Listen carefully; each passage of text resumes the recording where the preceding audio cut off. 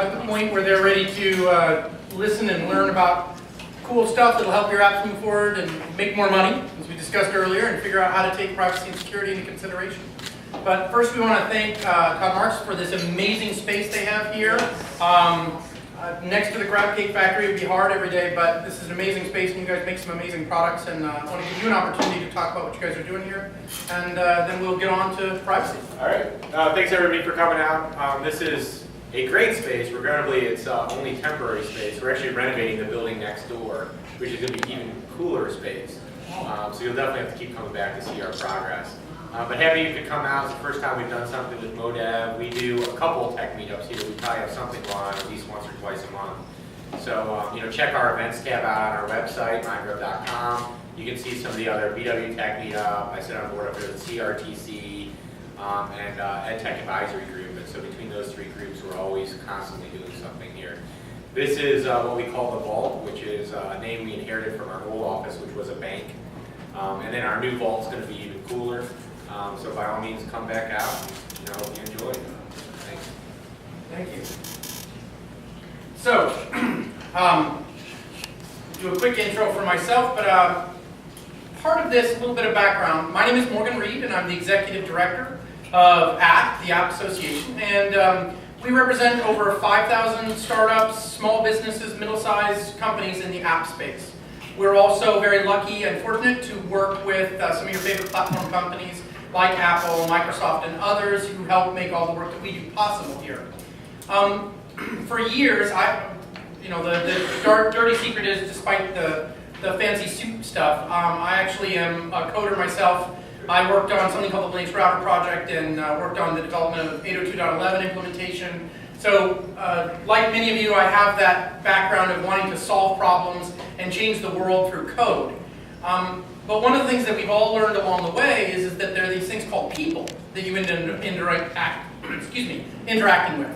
And part of what we've all been realizing as we go through this process is that when you interact with people, you interact with their information. And oftentimes they're private information, secure information, health information, information about their financial status, where they live, a huge amount of information that we all know comes through on these amazing devices. And as a developer, my tendency was always to say yes, more, thank you, when it came to data. The question that we all have to ask ourselves is kind of a threefold question. One, if I've said yes to that data, what am I going to do with it? And then two, have I explained to my customer what I'm doing with it? And then finally, and this is even the more interesting part, is if I do it right, is that actually something that I should be considering that helps my products make more money, be more interesting to an acquirer, or even make it easier for me to partner or create tools that go with it. And so with that, we wanted to bring a group of panelists here who could look at it from multiple perspectives, from the really large company, from the middle size, from the startup, and really talk through what are the aspects of privacy and security that matter from all of those perspectives. And then we'll bring it around for some Q&A both from you and from the panelists to talk about where we see opportunities for growth, for success, and for really challenges for our ecosystem. And with that, Saad, I'll let you start with quick introductions, and I'll move to the side, and then let's keep them, as we talked about, do about 3 to 5 minutes of intro for each folks, and we'll move it down the line, and then we'll get to the Q&A. All right. All right. Well, good evening, everyone. Thank you for coming to Mindgrub. It's truly a pleasure being here in our new space. I don't know if any have come to any of our meetups at the old space in Catonsville, but it's very exciting and invigorating to see the growth that has taken place with Mindgrub in the last few years. I'm a software developer by trade. Started out developing in a language called Fortran. Anyone? Yes. Anyone? Okay, good. All right. About 30 years of software development experience. I probably have seen it all by now, but I continue to see new things. Like Todd, I was also a UMBC instructor, instructing courses part-time in C++, Java, and software development process. I also taught at Towson University. My responsibility here at Mindgrub obviously is overseeing all of our technical solutions for all of our projects. So that's supervising our QA, our development, our project managers, and implementing processing discipline for all of our software engineers. With that, we have a myriad of mobile and web applications that we develop. Specifically, there are 3 areas that I'd like to talk to you about. One of them is for financial services, where we develop mobile applications. The second one is for education, where again we've developed a mobile application. And the third one is in health space. We're working with wounded veterans, and again we've developed a mobile application. So for those three areas that were mentioned before, I think I can give you a pretty good overview of some of the things that we need to consider in terms of privacy and security. Just real quick so that we can tailor the discussion well, how many of you here consider themselves to be developers? Okay, entrepreneurs, business owners? Okay, and other would be? Interaction design. Okay, excellent, good. Marketing? Three in marketing. Okay, great. All right, thank you. My name is Wallace Bolden. I took the last sports training class at the University of Maryland College of Baltimore. So I work for Verizon. I am the product line manager for NFL Mobile. Anybody have NFL Mobile? Of all time. I began working at Verizon 10 years ago. I am an engineer by education. I kind of stumbled into the software development arena almost by happenstance. I've been a part of 5 Tier 1 launches for applications, the lead on 4. I launched Chaperone, which is now Family Locator, which is one of the first LBS services launched for Verizon. VCAS Videos, anybody use VCAS Videos? That was me. That hurt. No, that did hurt. That's why it's no longer a product. But VCAS TV, right? VCAS TV, come on. All right. Files on the go. There you go. That was me. And NFL Mobile. So that's my baby. About 4 years ago, I got an email from Executive Director Susie Deering, and she wanted me to sign an NDA so I can come to a meeting on Thursday. So there was no information about what we were doing, just, hey, I need you to come to this meeting. So I signed it. I didn't read the terms of agreement, which we talked about. Just signed it, showed up at the meeting, and they said, hey, we're going to get this deal from Sprint. Sprint used to be the official wireless carrier for the NFL. Well, Verizon was going to acquire those rights. And part of those rights was about $60 million in content. They wanted the developer, somebody to come in and lead the development and launch NFL Mobile, rebrand it, make it better than what it was on Sprint. I volunteered. I was not chosen. A colleague of mine was chosen. He had about 8 weeks to do the development, and Verizon, nothing is done in 8 weeks. 2 weeks later, he comes back to a check-in meeting and says, I can't do it. Susie says, Wallace, you're next. So you have 6 weeks. Behind the scenes, a friend of mine was advocating for me to get this. So she finally won the argument. They gave it to me. 5 weeks later, I launched the application. We grew from 0 subscribers to 3.5 million by the end of the year. Wow. And now we have 18.5 million subscribers across carrier, across all the application platforms, iOS, Android, Windows Phone, BlackBerry 10. Yes, BlackBerry 10 still exists for now. That's probably for BlackBerry. They're holding on. But it's been a tremendous success for me. I think customer information for Verizon is a little bit different. We take it a little bit differently from a privacy and security standpoint because we want to monetize it. And there is collection. We have to comply with the government's mandate for collecting information and not storing it and sharing it. But we want to be able to take that information from a large corporation standpoint and monetize it, both in mining the base and also determining which products and services we can offer you in the future. So that's part of my job as well as going to football games and getting signed jerseys. Oh, That's pretty good. well, Mike, can you top that? Yeah, so I should have helped you with that agreement because my background is as an attorney, so I could advise you on that agreement you didn't read. So like you, I kind of stumbled into the tech side of things. My background is as an attorney, and then I stumbled into technology through working for online education. So I led a lot of initiatives, including over $1 million worth of product development for laureate education over at Harbor East. Did management there for a number of teams developing stuff for international universities. Then decided to take a deeper dive into the entrepreneurial side of things and landed over at Baltimore, which you guys may be familiar with right down here in Federal Hill, where I helped launch their Baltimore Academy that teaches web development and mobile app skills to new developers. And in 6 weeks, much as you described, we took that from cocktail napkin to 30 students enrolled at $3,000 a piece, which was a lot of fun. And I didn't know at that time that a guy named James Foster was keeping an eye on me. And James Foster is the CEO of our company, ZeroFox. And what we do at ZeroFox is very interesting in this sort of privacy and security space because we deal heavily in that. And what we do is social media cybersecurity, so a fusion of those two things. So how to protect your company from threats, how to protect your privacy, how to protect your identity on social networks and across social networks. So we develop solutions for enterprise organizations to help with that.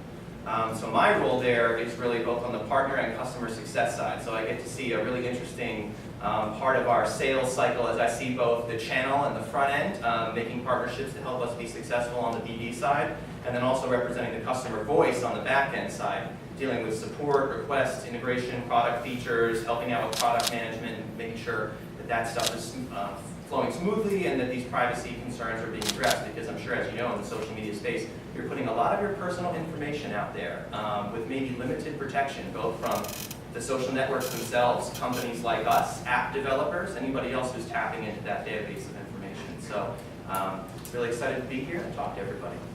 You know, it's really interesting that Mike brought up the social media aspect, but Saad, you started out with what I think is some really important stuff. A little bit of numbers to think about in this space. We all know that we've reached the point in the iTunes store where we're looking at 1 million apps, right? And the number one problem for most mobile applications in this space is discoverability. How do you get found? How does anyone see you? And the reality is that even if you come up with an amazing product, like Windswire, right? There's going to be 5 guys in India who are going to come out with a product called Breeze Squire, and they're going to put it out on the App Store, and it's going to have art that looks kind of like yours, but not exactly like yours. Maybe not enough to trigger a lawsuit, but they're putting it out for free, or they're charging less, and you start having diminished attention to the product that you're putting out there. So one of the things that I look at is how do we help developers? How do we help developers get seen? But part of that reality is maybe flipping the equation. Part of it is not doing Windswire. Part of it is Windswire. Part of it is maybe doing applications that have a higher likelihood of an ROI.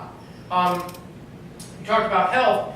You know, we spent the debates on ACA talking about the fact that healthcare was expensive. But to put it in perspective, we spend $2.7 trillion a year in this country on healthcare. 2.7 trillion, 17% of our GDP. Right? And if you've ever been to an emergency room or a hospital or a doctor's office, you've gotten the sense that the material science that goes into the carts and the monitors and stuff, it doesn't look super fancy. You may have seen the user interface design on that electronic health record system in the hospital, and it looks horrible. Those of you with design skills are probably looking at this stuff saying, I can do that better in my sleep. Well, the reality is you can. And that's something interesting. So healthcare is a place where there is an enormous potential for disruptive change, but it's disruptive change with a price tag. It isn't 99 cents for an application that can be replaced by somebody from India copying your artwork. It's an application that actually ends up going into a hospital where you have a signed service contract, or maybe you do a contract with an insurer. Well, what do those insurers want? They care about privacy, security, validated code bases, where did you get your stuff, copyright, trademark, patent, if you have a patent, if there's any patents to infringe. They'll pay you more money for a more legitimate product that doesn't cause them troubles. So healthcare is a huge one. The other 2 areas that we're seeing, Sahad hit them on the head. Financial services. How many of you check your bank stuff on your apps? I do, right? We're seeing applications right now for, like there's Betterment out of New York and all the robo-investing companies that have mobile apps. You're seeing that all of your Merrill Lynch, Charles Schwab, all of those investment money managers have mobile apps to help you better manage your money. And so you're thinking, well, maybe I won't be able to break into a Merrill Lynch. But guess what? There's small collectives of money managers. There's guys who are independent money managers of their own. They'd love to compete with the big boys in having a mobile app.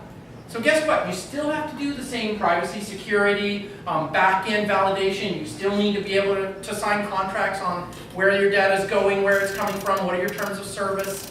But you know what? You can white box that. So you can go to Mike, financial services advisor, do one for him, sign a service contract. Then you go to Wallace's shop, and you'll sell him one. It'll be different. Maybe you'll add a feature. You get to Sahad, you've added a feature, and you know what? Sahad wants that feature, but you know what? Mike probably wants that too. So you go back to Mike, and you say, Mike, if you'd like an upgrade for my app, let's sign another service contract.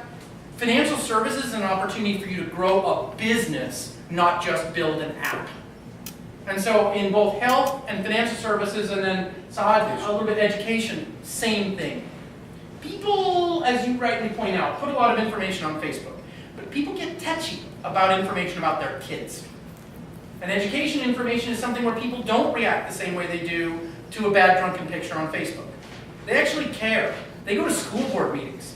They make noise when information about their child's education status, whether or not they are a special needs kid that has ADHD and has to take longer tests, they care. And they care with the kind of passion that gets you as an app developer fired. So with that in mind, when we're talking about ways that privacy is something that matters, I want, Saad, you start because I know that's part of what you think about. But Wallace, for Verizon, I've worked with Verizon quite a bit on things in the past, and I know that you guys, as a big company, privacy is part of what you have to do in all of these equations. And then Mike, if you can finish up with a little bit about, from ZeroFox perspective, you guys are kind of on the cutting edge of seeing those problems roll down the hill and saying, how do we get in front and manage? So with that, Todd, tell us about how we look at those three product groups and really move forward on them. Well, the best way that I can relate is to talk to you about the projects that we've been doing. We'll start with, the first one's financial services. So we developed a product for a client of ours, and it's for financial advisors to go out into the field and provide financial advice. And you would think, okay, why is that sensitive? Why does anybody care? All of you have bank accounts, all of you possibly might have some retirement accounts, you might have some stock accounts, whatever your financial picture is. Would any of you feel comfortable if I had access to that data? Nobody's raising their hands. Trust me. And that's the kind of thing that we're looking at, that these financial advisors do have access to 401k information, do they have access to portfolio information. And what that means for us as we're doing software development is it's quite possible that our development staff now has access to that information, because it's quite possible, if we're not careful, that our development staff has access to the production databases. So one of the things that we're very, very careful about is making sure that there's a very strong security point with access to the production data. So we do things such as data scrambling. If we want to replicate an issue that's happening with the production data, we scramble the data. We make sure that we provide technology layers that isolate us as a company from access to the production data. And that's one of the things that we developed as a process and as a way for us to be very cognizant of that sensitive information. Because it's quite obvious, none of you are giving me access to your bank accounts or to your savings account, correct? No. With that said, the financial institutions that we're working with are also very security conscious. So they ask us to integrate mobile device security software within each of these applications, which means a couple of products that we've worked with. One of them is called Good for Enterprise, another one's called Mobile Iron. We have to integrate those software development kits into our mobile software.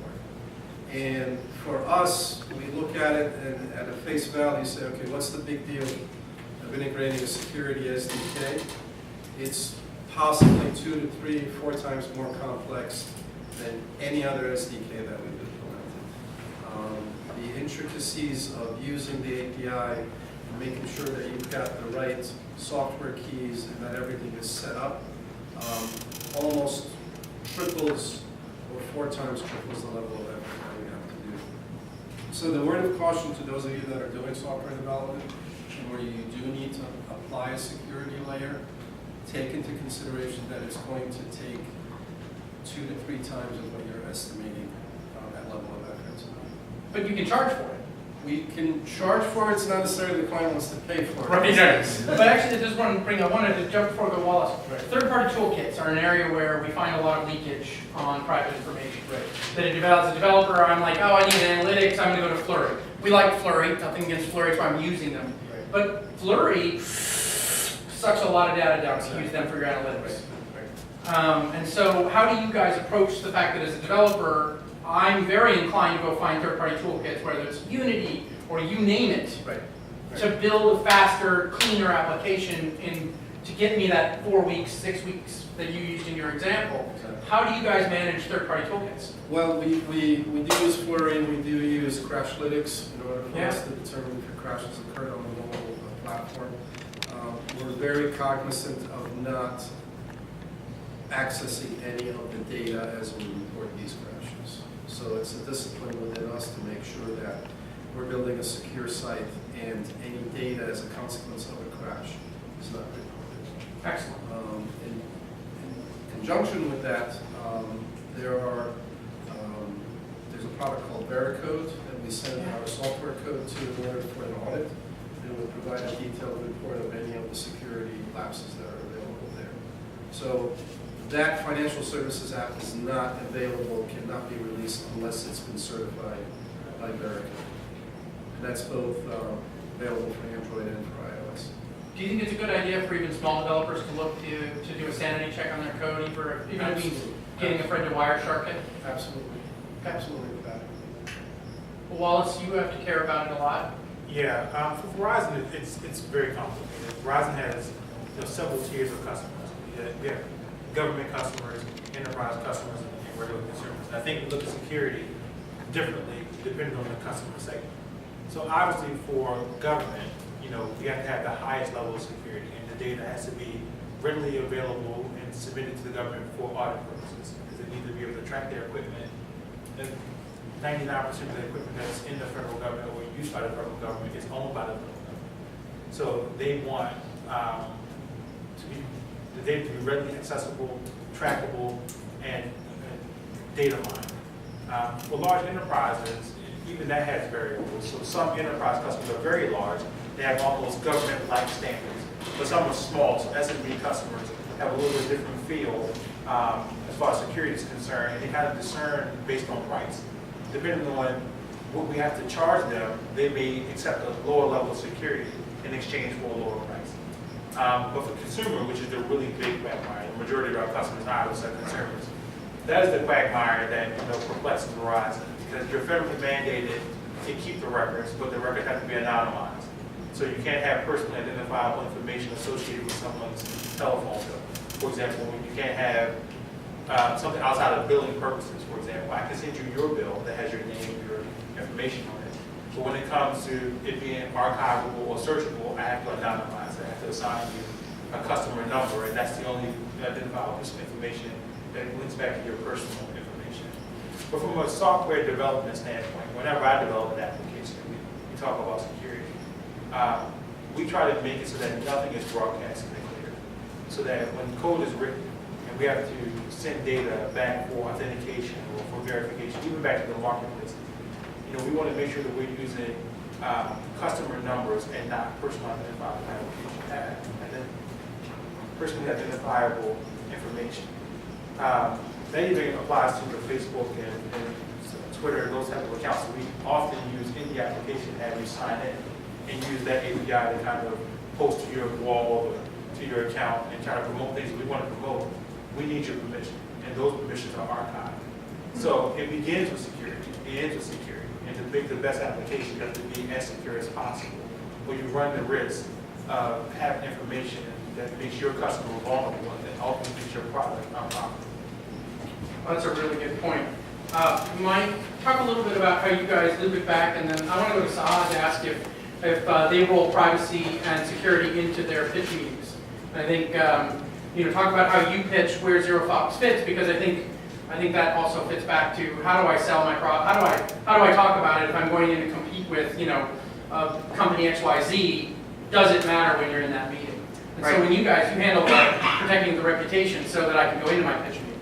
Right, exactly. I would say in terms of our platform and our technology, we try and keep as little data as possible. I think that's been the secret for us, which on the social side can be difficult. Yeah. But we try and read and carry as little data as possible. And in terms of pitch meetings, believe it or not, privacy is something we run into a lot in our personal pitch meetings. But what we do, I think on the protection side, is what we're seeing out in the space is not the stuff that maybe you hear about in the news. The stuff that you hear about in the news is I guess what I'm going to call sort of traditional identity theft and traditional data theft and data loss. People who are offensively breaking into things.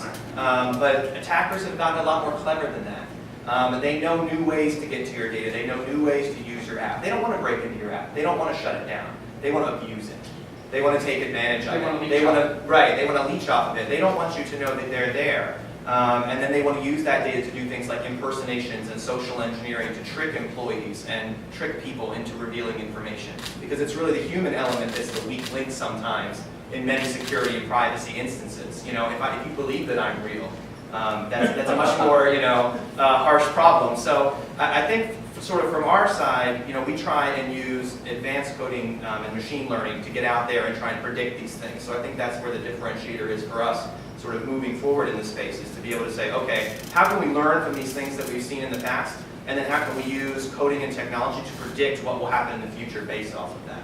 Well, you obviously have done some market research on this. Do you see the use or the theft of people's personal information in this manner as huge, growing, small, medium? Where do you see it? Because, again, back to Sahad, is this something where we should be building in information from ZeroFox into how we go into a meeting and say, look, I take this into consideration, here's some evidence from ZeroFox on why this should matter, you should hire my company because I actually care about this. Absolutely. Are you seeing it as a growing thing? Yes, absolutely. And that's sort of what drives our whole product, really, is the ability to be able to go into meetings and say, hey, we're secure, and we're secure on all fronts. Not just the traditional stuff. We've got our firewalls, and we've got our IPS and IDS and all that other great stuff. But we also are protecting against these new vectors as well.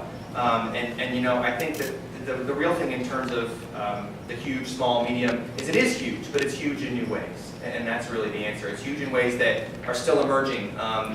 You were mentioning kids a second ago. Kids are a great one because the #1 way to create a Facebook profile is to put pictures of the person you're impersonating's children. Because then people believe that it's more true. Wow. So it's these things have become more manipulative and more invasive.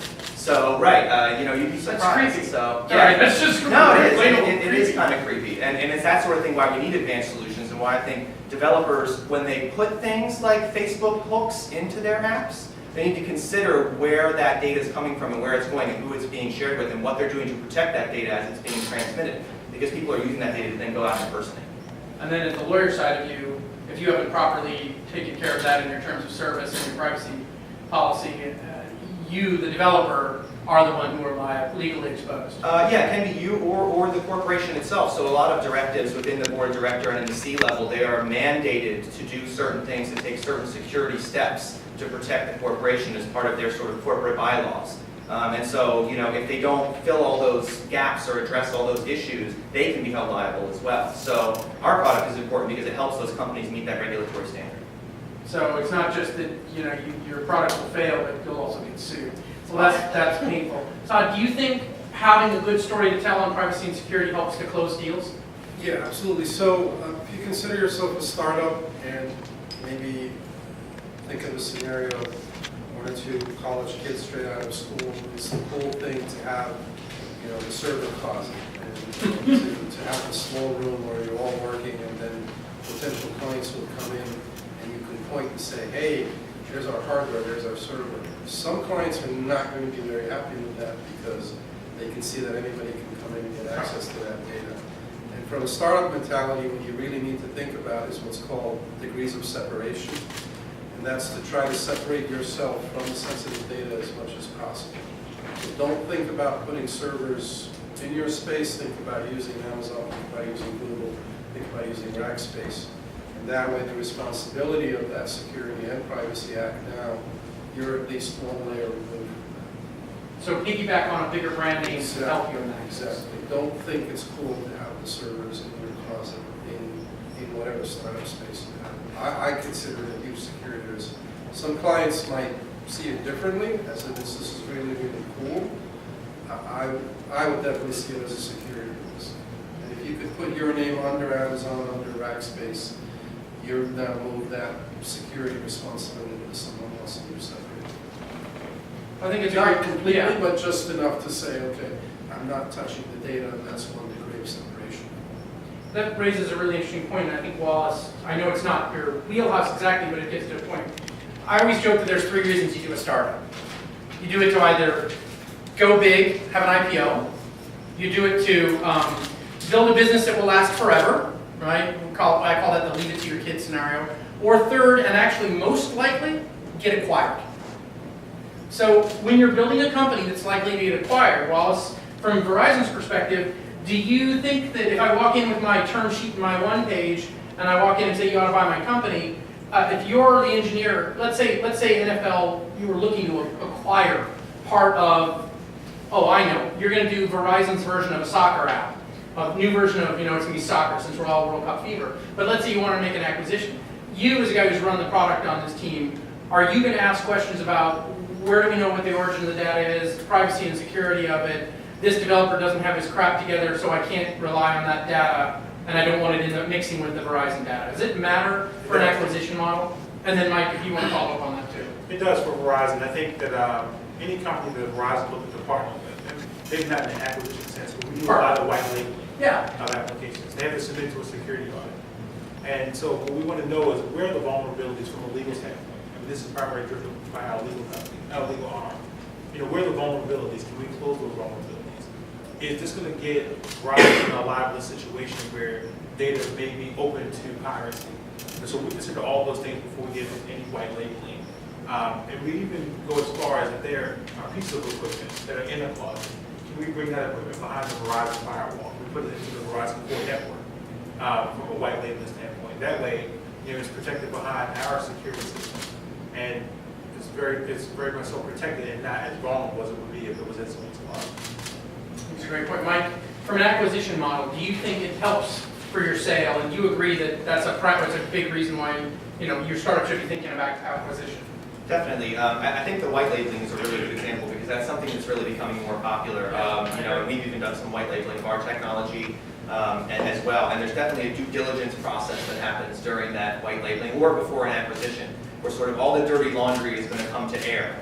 And so if there are holes in that area, they will be picked up and exposed by some engineer who's sent to evaluate the product. And that will be found out. And any entrepreneur will tell you right before an acquisition or right before a white labeling, a partnership, what's the thing that's going to kill the deal? Some last minute big explosion that somebody says, ooh, we didn't think about that. And this could be that. So it can cost you $1 million on the table for an acquisition. Yeah, either you lose the acquisition of the partnership or it just devalues it. We have to go back and do a lot of rework. Right. Yeah, devalues it. I've gotten security audits back from white label applications where the guy had a startup company. It's a great application. Wave Market is a company that we worked with back in the LBS days. He had a great idea of how to send alerts based on location, and there were vulnerabilities. I don't think they had enough capital once they saw the security audit we required them to fix to go back and fix those things. So you have to come back to the table almost willing to give really favorable terms in order to complete the deal. So if they started with more about privacy and security by design, that's right. they would have had more money, they would have been able to have a better negotiating position. That's right. Do you agree, Saad?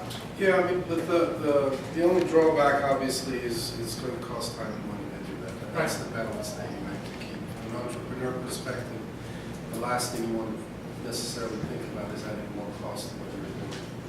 And you can just go out and completely blind thinking, okay, it's not right. Then you're going to reach an economy of scale where you need to start thinking about it. So how do you bake it in? How do you bake it in? I mean, I know you said you're doing healthcare. right. How do you can you use a more profitable business like a healthcare or a financial where they're going to be willing to, well, as you say, it's not all the clients, but some of them are going to be paid. Right. Can you start working on building your quals and your underlying underpinnings there? Yeah. Or how do you suggest a developer might bake it in a little better? Because you've already said you hit that scale size, and all of a sudden you're having to retrofit. Right. The one approach you could take is to completely disregard it from inception. Yeah. And then wait. We have a lot of developers do that. Exactly. Right. That would be the norm. That would be the norm. Then just wait to catch up with it. I think that the mentality would start with, okay, don't start blind, think about it, keep it in mind. Hire good developers that are interested in security and can follow the security industry very closely because they're the best ones that are going to be able to advise you. And then just create a balance, because there are malicious people out there, and they are out there to do nothing more than destroy you. And it's a matter of risk that you need to be cognizant about how much of a risk that you want to take. It's no different than, is there a security system in your house? Is there a security alarm on your car? And how much security do you want to buy and how much do you want to invest in? It's a balance. That's basically it. You can have all the security in your house and you're still going to get robbed. Right. Well, as our attorney on the panel, are you not an attorney too? No. Okay. Do I really need to care about writing privacy policy in the terms of service? Do I actually need that, or should I just ignore that too? I would say, attorney in me says, yes, go to your legal counsel and have a great privacy statement drafted up.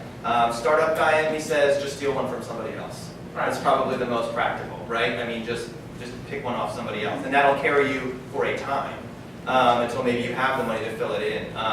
So I think it's something you should think about. I think what Saad was saying is true, is that it needs to be seamless security, right? I don't think you want to sit there and just bang your head against the wall saying, how can I make this more secure? No. Because then you're just, right, but it's about how can we integrate this so that if a question is asked in a pitch meeting, if an investor or a prospective customer says, you know, how are you addressing the privacy issue in this? You have an answer to that question. That's right. That's really We have a folder somewhere on the wall, and that's, I guess, what I was saying about privacy. Why I think. I guess I would differ from you a little bit. I would say don't steal one from someone else, but there are great privacy policy generators out there. I found our experience with the privacy policy generators, one which is privacychoice.org has a decent one, was it actually teaches you about your product.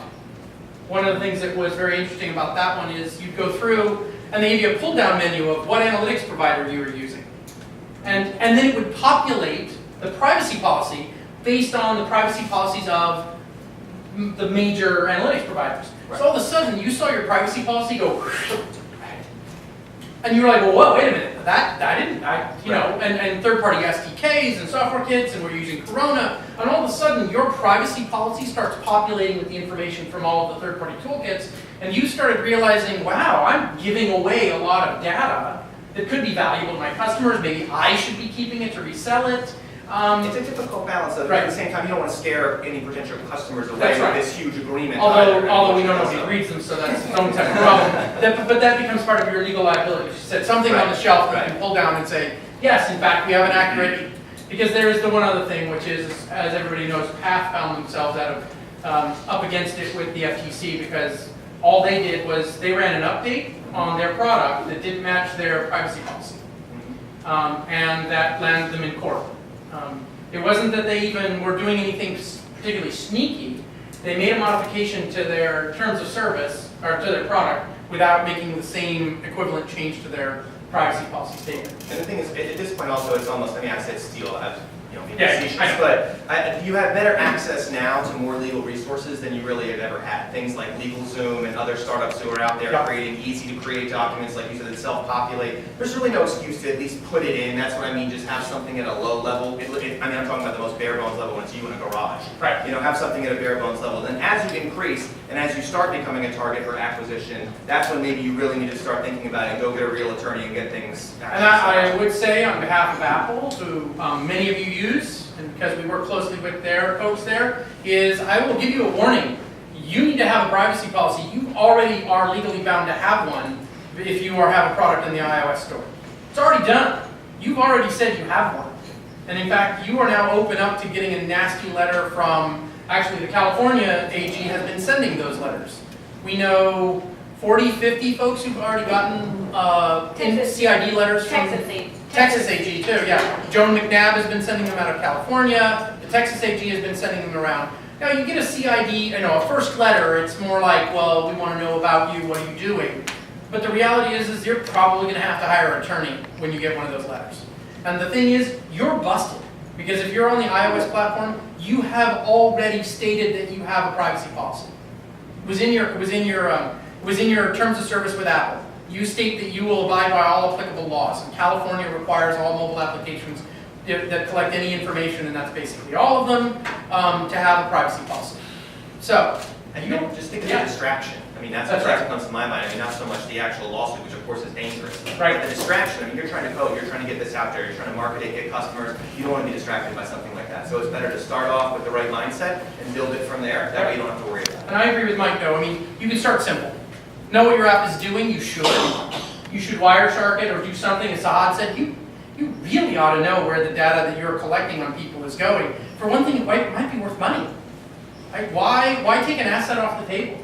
If your application has 500,000 users, you've got a great app, and you're using a third-party SDK to provide you the analytics. Well, that's 500,000 users whose location information, whose daily habits are being collected and monetized by someone else. Don't leave money on the table. If you are there and you've properly secured the rights to have access to the information, and as Saad said, you're properly managing the security on the back end, you got 500,000, if you've got 500,000 customers, or 1 million customers or more, you have a valuable resource. People pay for data. Can you sell it? Can you broker it? Can you use it as an acquisition, part of your acquisition template? You go in and instead of saying buy my code base or do an acqui-hire and buy my 2 programmers, it's buy my programmers, buy my code base. Oh, and I have personal information on the behavior of 500,000 people, and I have the rights to allow you to market, sell information, resell that information, pass it to data brokers.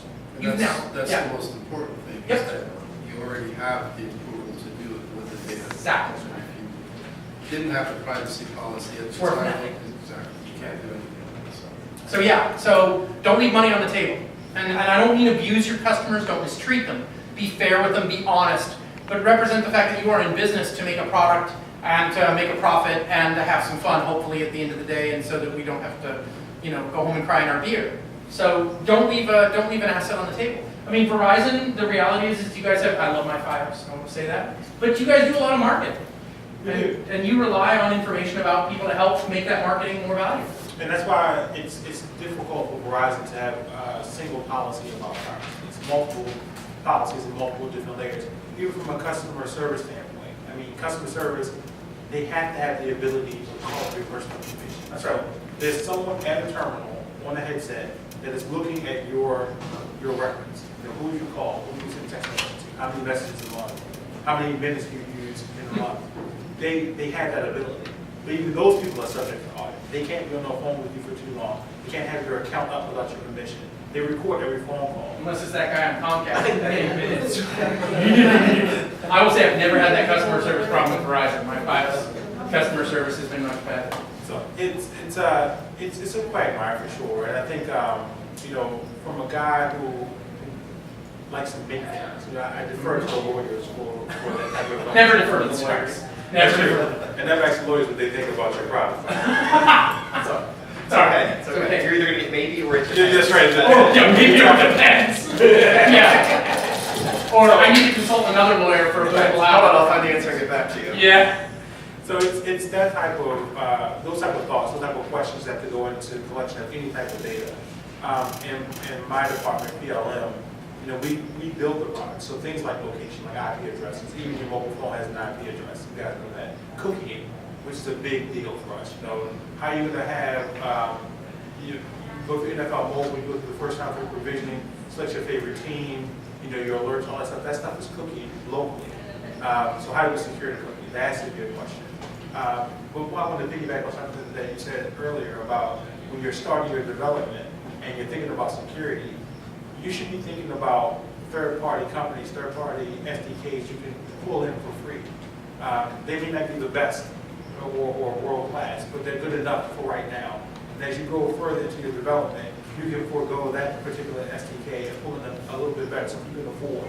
So you start with something that may be free, and when you start making money, you may pull in a guy who may be only a couple $1,000s. Then as you get bigger and bigger, you can go to the $10,000 product. VeriSign, those type of companies, they're out there for you to use as a resource. So if you're starting up, or if you're a small business and you want to think about security, you have to think about your budget, go for free at first, and then as you're going along in your development, you pull in the better stuff. So questions. I see one hand up, and then we'll go to questions. I'm checking on a couple white labels, CRMs and other different products like that. And my fear is they get my data, how do I know my data is secure with me because they're housing data for 10 million people? And so that's a question with white labels. When you say, do you mean, let's use Amazon Web Services, let's be specific. Do you think we should trust AWS? AWS, yeah, I'm talking about smaller. Oh, okay. Wait, So you're talking about guys who are maybe 2 steps below AWS. Yeah. It's like, I'm going in with Sugar CRM now. Right, okay. Because the fee per employee is higher at Salesforce. So Sugar CRM, they're just stepping up to the plate in what, the past 5 years, 4 years. Are all their ducks in a row? Well, it depends. I'm going to lawyer up on you in a second. And say Sugar CRM, probably. They're a little more, they've kind of gone over that hump. Yeah. But yeah, I mean, I'll tell you there's a couple of examples of this that have happened, and there's a bankruptcy court decision that dealt with this, on whether or not the terms of service that your client, that you signed with them, still apply in a bankruptcy decision. That in other words, can that, remember I said data on people is an asset. And so a bankruptcy judge says, oh, you have 40 million records stored on your servers, and you're out of business, and I've got Verizon's not right, Comcast, since we're picking on them, and Comcast is willing to pay for those 40 million records. There's some question, depending on the judge and the district that you're in, your data may go out the window because you lost in bankruptcy. I would go with Saad and say, if that's something you're thinking about and you're collecting some serious data on that, yeah, I'd look at partnering with somebody. If what you're collecting is sensitive, if it's financial, if it's health, is it education, I might look at an AWS or somebody a little more Salesforce possibly. Salesforce. I mean, I hate to say it. I like Sugar. I think they've kind of gone over that hump of being too small to count on. But I would look at it back to what we've all been saying. Depends on what level of data you've collected. If it's financial, because here's the weird part, that data gets resold and then somebody's identity is stolen, it's you who gets run through the ringer. It's not the bankrupt data services warehouser that you were doing business with. You're the one who loses the reputation. But sometimes, you can't control necessarily who that end consumer will be or the end That's right. user of that data will be. So you can try. So if you white label something to a partner, and then that partner actually sub-sells or leases out, you may not you may write in there such and such end user, but you may not actually know when you sign that deal who the real end user will be. That's a great point. All right. What do you think, Saad? Well, so you've got 3 choices in front of you right now. First choice is trust no one and nobody, Right. which means you can't do any business. Right. That certainly is a choice that you can take. And if you say trust no one and nobody, then what you want to do is you want to bring the equipment into your office and host it yourself, and you put the lock and key and the humidity control and the air conditioning. I go to a hosting company. You'd go to a hosting company and then have the responsibility be on them if you don't want to use Sugar CRM. So you host it yourself, Right. quote unquote, through a Oh, I proxy. see what you're saying. Right, such as Rackspace, and that way the ownership and the security is on them. And then so that's middle of the road. And the third one is to have the degree of trust with Sugar CRM, but make sure that their legal documents and your legal documents are covered. You can have respect I was going to say that. I think they're really for any breach that occurs. Instead of conflicting privacy statements, they're saying one thing and I'm offering something else, but they're free to Populate do- your privacy statements Yeah. with the stuff that's backed up by what your provider is doing. Right. Sync them. I think it's right. I think it's covered through whatever SLA you have with that third party. And that's going to identify you against, what's going to happen for you if there's an incident. Yeah, and I would encourage you to lean on that a little bit. I think at the end of the day, if it's your data that you've generated through your app, then you need to enforce a little bit tougher hand there. To say, hey, I understand your agreement says 1, 2, 3, 4, but I also need number 5 and 6 because it's my responsibility as well. And don't be afraid to fight for that. I mean, Yeah, it that's doesn't right. matter what Yeah. size company you are. I mean, ultimately, I think what you're saying is exactly right. You own the data, and it is an asset. It can be monetized. And if you need an extra level of security they may not be offering, ask. Because they may have it behind a velvet rope. And by asking for it, they'll offer it up because they want your business as well. That's a great point. Question? What about if you want to sell your apps in Europe? Is there anything you have to worry about? Yes. Yes. I can speak to it if none of you guys want to, but have you done some stuff with the European? A little bit. I mean, I know the basics, which is the data can't be transmitted outside the country, which is always a problem. Yeah, there is a safe harbor between the United States and Europe through the Department of Commerce's safe harbor program. Data, you can go to the Department of Commerce and you can go there and sign up for the safe harbor protections that allow you to move data back and forth. Again, back to what we talked about health, the health data and financial data, it gets really dicey. In fact, right now, one of the biggest fights going on is between Microsoft and the US government over data stored in warehouses in Ireland on non-US citizens. The Department of Justice has argued that, I think it's a 290, basically, I think it's a 290 by, it doesn't matter. Anyway, they're basically saying that you're a US-based company, we can go after any data that you own, no matter where you've warehoused it. And Microsoft is saying, no, it is data housed in Ireland on an Irish or on a EU citizen, not a US citizen, you don't have access to it. And the reality is that the general counsel of Microsoft, Brad Smith, has made this his own personal fight, and he has $62 billion in the bank to help him back that fight up. My friend Jane Horvath, who's the Chief Privacy Officer at Apple, she has $153 billion to back that up. Unless you're sitting on millions of dollars, that's a hard one. So with the Europeans, I would suggest you realize that if you're doing a mobile application that has data collection of EU citizens, that you are pretty careful about what you take, if it's a financial or health data. If it's not, if it's a game, just remember that Europe is playing around with some of this right to be forgotten stuff. You cannot use UDID anymore on Apple, but you have a vendor ID, you can tag data.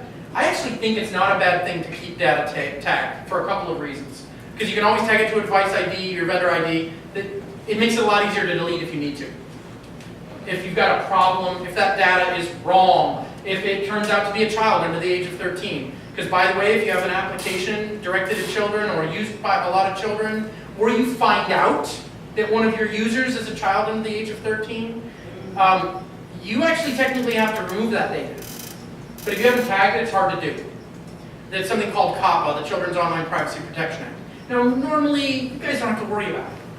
But tagging the data, making it available so you can pull a thread, makes it a lot easier. Now, once it leaves your place, if you're using an analytics provider or a third-party toolkit, yeah, all bets are off. But back to your question about Europe, if for some reason you were selling into Europe and you were collecting a lot of personally identifiable data on somebody, and it's a game, and you get some questions about it, it'll make it a lot easier for you to go and pull that data back out and say, you're right, you know what? No lawsuit, no letter, I'm done, that data's been removed from the system. And if you've tagged it, then it's a lot easier for you to identify. And also, I'd argue, sometimes makes your data a little more valuable.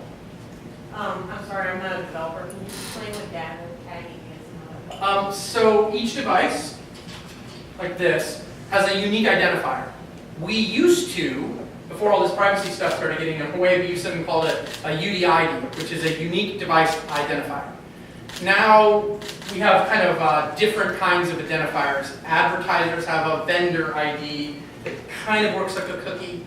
An advertiser, vendors, publishers like us, we can use what's called a vendor ID so that we can essentially add a number, 1, 2, 3, 4, and say any data that comes from device 1, 2, 3, 4, we keep that in a giant spreadsheet in the sky that makes a thread. So that number is attached to all the data that I've collected on that person. It's useful for analytics, it's useful for several things, but it allows you to kind of keep track of that identified data throughout the thread. It's from that device, not from the person. Right, and that's a very important thing. Devices. Technically, it's from the device. It's not from the person. And they can change it. And it can get, they can get rid of it. How can they get, You can change it on your device. You can erase it. If you do a reset, if you get a new device, it changes. But it helps, right? It's not perfect, it's not impervious, but you don't want it to be. You want people to be able to opt out or get out or move out of it. So, but it's nice for his point about Europe. If you've got to pull data, If you're doing something where you're collecting more sensitive information, it's a little easier to pull that thread if you've got a tag. One of the reasons why I came tonight was I saw PCI, and I thought that was dealing with credit cards. It is, yeah. Okay. And I'm concerned about keeping credit card information, but I got repeat customers. So if I have repeat customers, I don't want them to have to put in all their data every time. Right, you're talking about PCI standard for what you can keep, how do you keep it. That's actually pretty well documented. I can And send they just you. came out with, no, I downloaded, Yeah. I got Okay. to the website, version 3.0, Right, and there's 7 documents, PDFs you can download on that. But I'm saying, are there any white label companies where I can put that data? oh, you want to store your customers' credit card data somewhere relatively securely so you don't have to think about it. Right. You're never, ever Saying- going to store credit card information. No. Never, Use ever. PayPal and wallet. You need the third-party service that's going to take care of all of that. It's just easier. No. If you really want to build a PCI compliant solution, you need to make sure you're getting paid a good chunk of money because it's not cheap. And the banks won't even let you, just store that information. Yeah. So if that was your question, yes. That's There are it. third-party solutions. There are ways to pre-populate that data. Heck, everybody's doing it. Apple's doing it. Google's doing it. Everybody's taking care of certain portions of that. PayPal, obviously. So yes, there are lots of services to do I've it. been turning to there, and I just, Saad Yeah. solidified it. So the nice thing is like an authorized.net, which is one of the bigger payment gateways. Yeah. They type in their information, it gets submitted, you don't store it, it gets submitted authorized.net, they give you back an ID. And then when that user comes back, you know the ID, you go to authorized.net and you say, hey, here's the ID. They repopulate the form with their credit card information so they don't have to retype it in, but you just store some ID. You don't store the sensitive data, which is the credit card information. Okay, thank you. Yep. I authorized.net was always good in the past, but that's good to hear. We still use them a lot. Okay, and if it pre-populates the forms. Right, then they If don't you're have to type wondering, in- if you're wondering how that works when you're on the web, that's exactly how it Like the works. light version of all of them, the cheap out-of-the-box versions like PayPal and stuff, they have to type in their credit card information every Right. time. Then there's a really expensive way, which is, where you are trying to store credit card information, you don't want to go down that path. And then the middle of the road is that you just store an ID, it pulls back in their credit card information, so you don't have to store it. Thank you, because I was asking for the white label, who I can go to. I'm not that big yet, and I appreciate your We use comments. authorized.net a lot. I agree. I appreciate your comments. We hope you get big enough to Okay, thank you. come back next time. Appreciate you gentlemen being here tonight.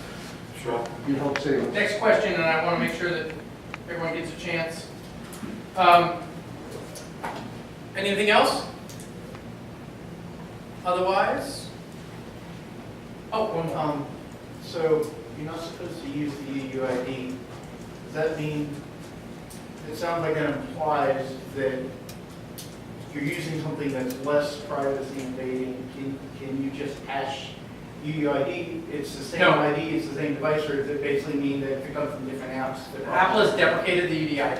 You technically can't, you're technically not supposed to use a UDID at all. You have to use the vendor UDID, which is a UDID. But yeah, But but it's- you need yeah. an identifier Yes. for device, and you Right. you can sort of correlate them. Right, well, It's yes, interesting. okay, so very quickly, I know this is serious nerd for a moment, but very quickly, the reason they did that is what people were doing is they were using UDIDs to be the bottom part of a stack. So I would have the UDID for your device, and I'd have Mike's app, and Mike used the UDID, but you know what? Wallace had an app as well. He also uses the ID. So all of a sudden, I have the information that Mike's collected, and I have the information that Wallace has collected. And Sahad has 3 or 4 apps, and he uses UDID. And pretty soon my Todd stack gets really tall. And Todd never realized that essentially his entire visage, all of him, through collecting it from multiple places, had been combined and then resold to data brokers. And so what was happening is people were freaking out that it seemed like that folks knew everything about them, and what they realized is that they had been assembled like a puzzle. And so that's why Apple went back and said, no, you cannot use UDID as an underlying cookie. Now, it was a solution to solve a lawyer problem rather than something that was a good technical fix. But that's why UDID was deprecated, why you saw Microsoft ditch their way of doing UDID, you saw Google struggling with how to do UDID. They set that whole thing up where you can change it. It was all because people were using UDID like a cookie, like an ultimate cookie. And so now, as a vendor ID, each one of these guys have a different vendor ID for Todd. And they can't combine it into one super Todd. You are super, but no super Todd that gave them an entire picture of his profile without asking permission for them to share it with third parties. It couldn't happen behind the scenes. And that's super nerdy. I hope that matches and provides everybody the picture of why we ditched it, why I got ditched. So And why these developers had to You're change. saying the standard customer ID, client ID? That's all fine. Yeah. Yeah, no, So UDID is a it's very specific technical thing that you could turn into kind of a permanent super cookie and attach, build a stack. And that's why now we each as vendors. It's really annoying, and I wish we could have found a better way to do UDID than what we did, but that's where we're at. That problem seems to manifest itself over and over, though. I couldn't help but think, like, that's the same thing that's happening on a social network, right? You put a That's different right. piece of yourself out on every social network, and all it takes is somebody to go and comb all those social networks to put together a complete picture of you. It's the same problem, just in a different. It's a really great point, Mike. Did Mike got the best question, or no? As far as the privacy policies go, you mentioned, I was going down the road that Mike mentioned to. Sarah, Yeah, want to stand up? yeah. So we put together a privacy policy 101, very basic. I'll pass it around. It doesn't say write this and copy and paste, but it helps you start thinking about writing it. Okay. And You- should you have know a contact. It's very But basic. it's very, very basic, but it is, privacy policies shouldn't necessarily be complicated Right. lawyer. Verizon does have to be complicated lawyer written privacy policies, but if you have a very simple app that say uses Flurry, you could have a very simple, hi, I collect your data, I send it to Flurry, Flurry does this, here's what I use it for, and here's how you can request it to be deleted. If you have questions about this privacy policy, contact me here, and that's it. That's great. I gave up on this when I was, Nope. I gave up on it when I started looking at these policy generation tools. And there is, the ones that were popular had monthly subscriptions. That's Trustee. I mean, Trustee is a business, and they're trying to make a living. There are some free ones. They aren't, back to your point about start free and move up. The free ones aren't necessarily quite as robust or quite as up to date. Trustee and some of these have the subscription model. So you're right.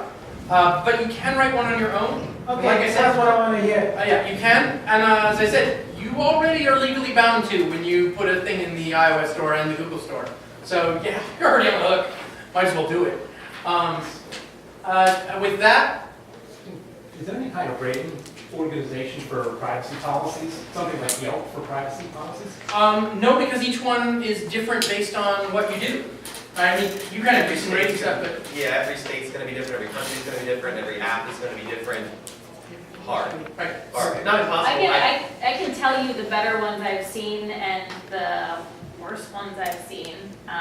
But the worst ones I've seen are, we may or may not collect this information at some point during our time of being a company, and you may or may not be able to delete it because we may or may not keep it forever. To be clear, Sarah, this is Sarah Pluck. She works with us at ACT. She's part of a team that runs a group called Moms with Apps, which is a collective of more than 1,500 developers, parents, and others in the kids app space. And she also runs a program called Know What's Inside, which validates, reviews, and analyzes privacy for over 200 kids app companies, with another 300 trying to get in the door. Yeah. And so she's part of the work that we do for some of the larger platforms in trying to figure this stuff out. So Sarah has literally looked at hundreds and hundreds and hundreds of privacy policies, and so she has seen the best and the worst And so if nothing else, it's a good resource to say, if you're going to copy one, which one should I copy? One last story on the copy thing though, here's the problem you can get into. Let's say you took one from an application that uses the camera, but your app doesn't, and now you've said you have collect information about the camera. That raises red flags for your customers. He's collecting my camera's not on.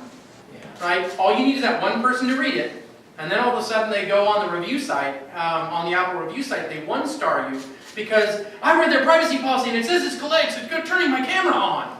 Don't kid yourself. A couple of one-star reviews about how you're stealing people's information will hurt your app in the App Store. Guaranteed. You know, one thing you can do in that regard too is if you do have access to a privacy policy that you think is reasonably good, a lot of savings on attorney's fees can occur when you do some of the heavy lifting for them. Sure. So if you take that to them and say, hey, this is something somebody sent me, do you think it's applicable? Can you, filter out some areas that you think are a problem? They'll probably be able to do that on the cheap. So that's something to think about as well. Anything else? All right, I want a big round of applause for our panelists. And thank you all for coming out. And if you have further questions, we all have cards. Sarah is at the back, depending on what sector you want to work in. And we're looking forward to helping you make great products and be successful. Thank you very much. Cool. Appreciate it. All right. Awesome. Glad to hear you. Well done. Thank you very much.